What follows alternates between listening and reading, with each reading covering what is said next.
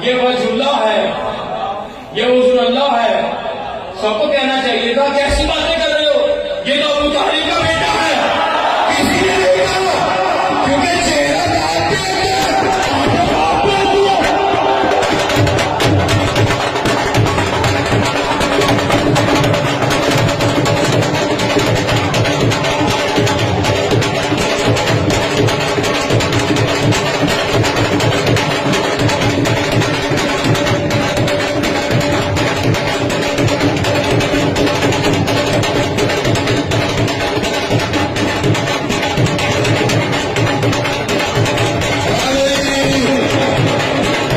اللہ الرحمن الرحیم۔ امام بارگاہ کیوں بنائی جاتی ہے، کون بناتا ہے، اس میں ہوتا کیا ہے؟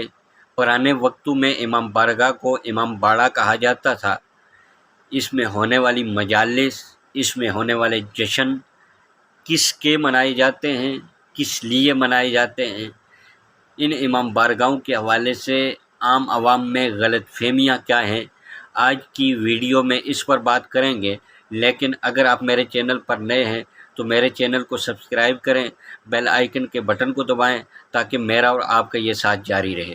امام بارگاہ مسجد سے الگ کر کے اس لیے بنائی جاتی ہے، یہاں ہر کوئی آ سکتا ہے، چاہے وہ کافر ہے، چاہے وہ مسلمان ہے، چاہے وہ شیعہ ہے، چاہے وہ سنی ہے، چاہے وہ بریلوی ہے، چاہے وہ دیوبندی ہے، جس مکتب، جس مسلک، جس مذہب سے تعلق رکھتا ہے وہ آ سکتا ہے۔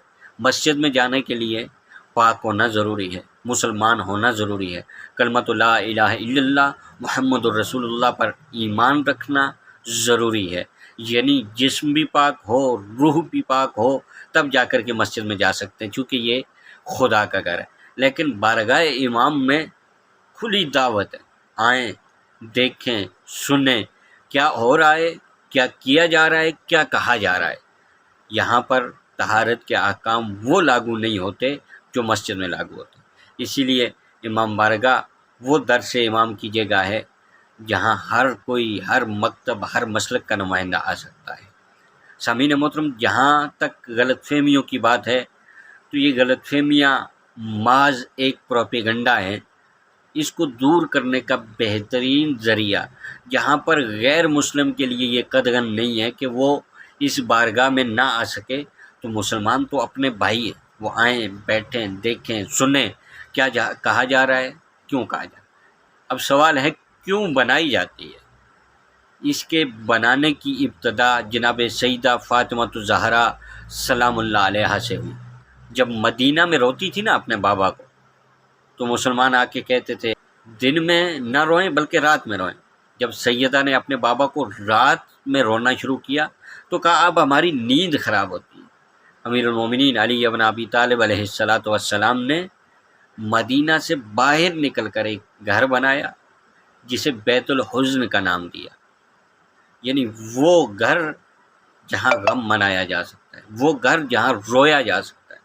لیکن افسوس کہ اسے بھی گرا دیا گیا، اس کا تصور وہاں سے لیا گیا۔ امام بارگاہ اس لیے بنائی جاتی ہے جہاں پر مظلوموں کا غم منایا جاتا ہے، جہاں سیدہ سے لے کر جتنے ائمہ اہل بیت عظام کے جتنے افراد شہید ہوئے، مظلومانہ شہادت ہوئی، بے دردی سے انہیں قتل کیا گیا، ان پر مظالم ڈھائے گئے، انہیں یاد کر کے رویا جاتا ہے۔ اس کا بنیادی فلسفہ یہ ہے۔ دوسرا، یہ امام بارگاہ اس لیے بنائی جاتی ہے مسجد سے ہٹ کے، بہت سے چیزیں مسجد میں جائز نہیں ہیں، جیسا کہ میں نے پہلے ذکر کیا کہ مسجد میں طہارت کے اپنے احکام ہیں، وہ بیت خدا ہے، وہاں پر کافر نہیں جا سکتا اس لیے کہ کافر نجس ہے، لیکن بارگاہ امام میں آ سکتا ہے اس لیے کہ آئے، بیٹھے، سنے، دیکھے، پیغام لے کے جائے کہ کیا ہو رہا ہے، کیوں ہو رہا ہے۔ سامعین محترم، امام بارگاہ وہ بارگاہ ہے جہاں پر امام کا ذکر ہوتا ہے، امام کی مظلومیت بیان ہوتی ہے، اور ولادت ہائے معصومین کے موقع پر وہاں پر جشن کا اہتمام ہوتا ہے۔ جب جشن منائے جاتے ہیں، اس میں ایک چیز جو قابل غور ہے وہ یہ کہ آج کل کا موضوع وہ موضوع یہ ہے کہ خطیب پڑھ رہا ہے، خطیب کا جملہ جیسے ہی اچھا لگا تو پہلے تو نعرے لگتے تھے، لیکن اب کیا ہے، ساتھ ڈھول ہے، ڈم ڈم، اب ڈھول بجائے جاتے ہیں۔ اس بات کو ذرا مد نظر رکھیے، اب کیا چیز جائز ہے یا کیا چیز جائز نہیں ہے، اس پہ اس میں نہیں پڑھنا چاہتا، لیکن ذرا اس بات کا ضرور خیال رکھیے آپ نام کن کا لے رہے ہیں اور اس پر ایکٹ کیسا کر رہے ہیں۔ یعنی ایک جملہ آپ کو اچھا لگا، آپ نے اس کے جواب میں نعرہ تکبیر، نعرہ رسالت، نعرہ حیدری لگا دیا، بجائے اس کے کہ جملہ اچھا لگے تو ڈھول بجنا شروع ہو جائیں اور آگے سے ڈانس شروع ہو جائے، ماحول ہی کچھ اور بن جائے۔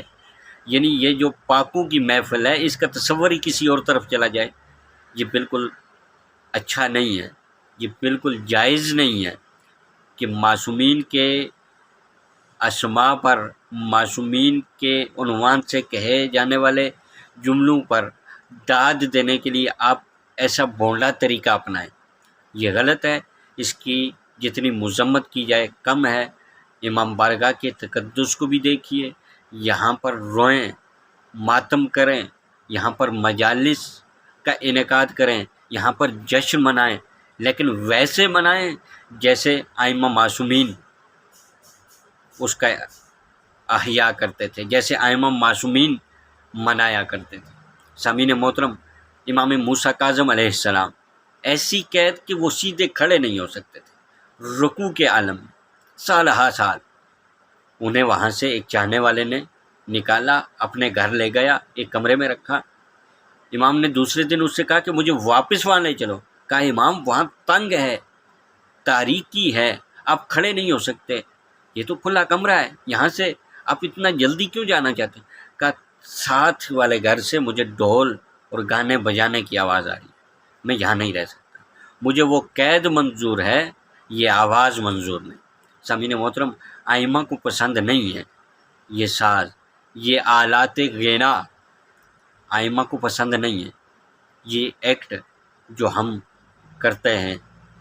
سامعین محترم، اس لیے بارگاہوں کے تقدس کو دیکھتے ہوئے، اپنے کردار کو دیکھتے ہوئے ہمیں تمام چیزوں کا خیال رکھنا ہوگا تاکہ آنے والا مثبت اور بہتر پیغام لے کے جا سکے۔ آج کی ویڈیو دیکھنے کا شکریہ، والسلام علیکم ورحمۃ اللہ وبرکاتہ۔